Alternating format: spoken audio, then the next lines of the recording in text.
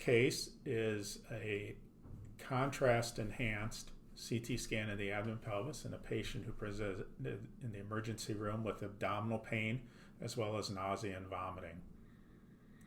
So starting at the top of the examination, liver and spleen are pretty unremarkable. Patient has had some gastric surgery. There's a perfectly calcified gallstone in the gallbladder. But then I come across these loops of small bowel. These are clearly dilated. If small bowel loops measure more than 3 centimeters, they're dilated.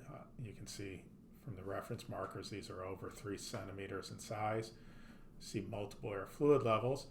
And so when I see it, so I'm pretty concerned there's a small bowel obstruction. What I want to do first of all is determine if there is a small bowel obstruction, and how we do that is look for a transition point where the small bowel is dilated and then abruptly changes caliber.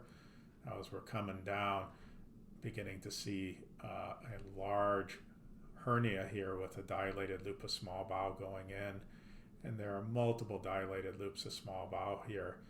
And then I notice at this point, this loop of small bowel is dilated, and then it pinches down to nothing as it exits this hernia. Now this is a complex hernia, and there's a second one without dilated loops. But I got a transition, so I have a small bowel obstruction. The second thing I, of course, want to do is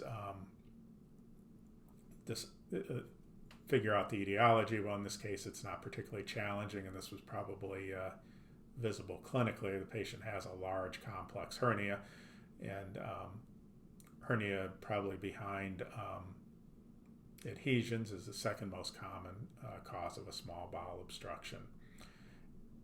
See, as we're going down here, you can see there are collapsed loops of small bowel. So this is pretty high grade. There is not much gas or fluid extending distal to this area of obstruction, and the remaining small bowel and colon is free of air and completely collapsed.